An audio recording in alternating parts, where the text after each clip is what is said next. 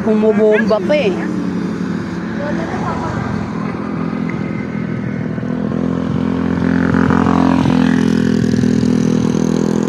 Gusto ko yung ano, yung tumatagilid yung motor.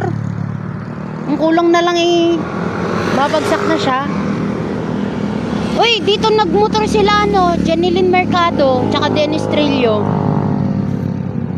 Kunyari nalaglag sila sa bahay. Tanga, hindi.